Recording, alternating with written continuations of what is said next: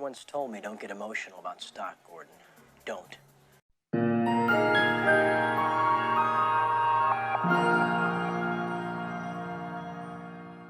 Look, if you're going to invest in Bitcoin, a short time horizon is 4 years, a mid-time horizon is 10 years. The right time horizon is forever. You know, Warren Buffett said, you know, if you wouldn't hold it for 10 years, you shouldn't hold it for 10 minutes. So if you look at the course of 4 years, no one's ever lost money over 4 years holding Bitcoin. And if you look at, you know, our experience, we started buying it at $10,000, and now it's up by a factor of 4. So given the right time horizon, you're fine. So it's a blessing and a curse. The blessing is it makes it the most exciting, interesting thing in the financial universe everywhere in the world. And the curse is it can induce anxiety for people that have a short attention span or are focused on a narrow time horizon. What do you think then is behind this early 2022 crash? I think that there's a lot of dynamics here. If you look at the entire crypto ecosystem, you have a set of regulatory uncertainty, especially regulatory uncertainty around stable coins and crypto tokens and whether or not they're securities. And that creates a little bit of anxiety. You have a lot of leverage offshore. Right? You have a lot of crypto exchanges that can trade with up to 20x leverage. And those crypto exchanges have many, many tokens that are cross-collateralized, and between them and the DeFi exchanges, you can get much higher than 20x leverage. So that's a second source of volatility. The crypto markets are almost designed to encourage volatility, and that creates kind of a love-hate relationship between the crypto ecosystem and the Bitcoin hodlers. The Bitcoin hodlers are holding for, you know, a decade, you know, and sometimes for 100 years and sometimes for 1,000 years.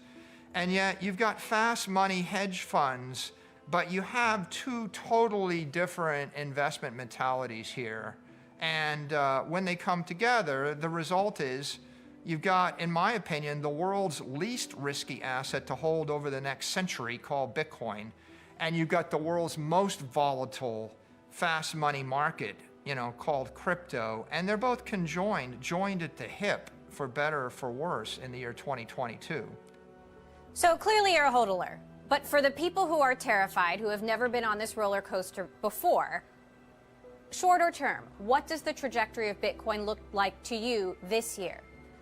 I feel like it's consolidating at this level. This is a great entry point for institutional investors. I talk to high net worth individuals, family offices, public company executives, private company owners, and they watch Bitcoin run up in 2021. And there are a lot of people that would be afraid to own it if it was going up 400% a year.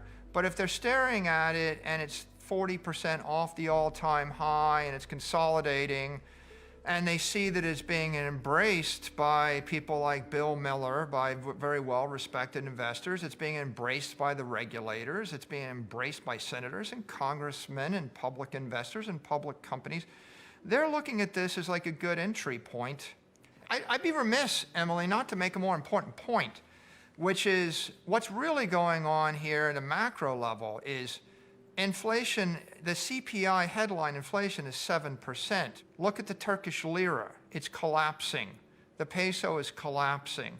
So there's a volatility story for a conventional investor in Manhattan that's got a portfolio of equities. But 75% of the world can't buy the S&P index. And if they've got their assets in banks, they're going to have them seized. They can't buy the equity. So the real story here is digital property that solves a problem that 8 billion people face. The big question is then, are you going to buy more? Yes or no? Yeah, we're going to buy more. We're buying more with our cash flows. We've adopted a Bitcoin standard, Emily. That means that when we generate cash, we sweep it into Bitcoin. We've been generating, anywhere from $70 to $100 million of cash flow.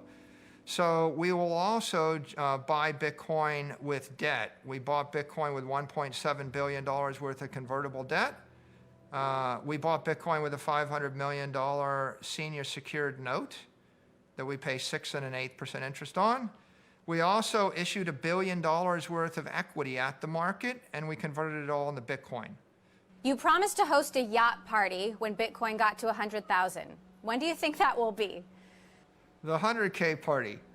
You know, when I did that interview, it was the fall of 2020, and I think Bitcoin was trading at 15,000.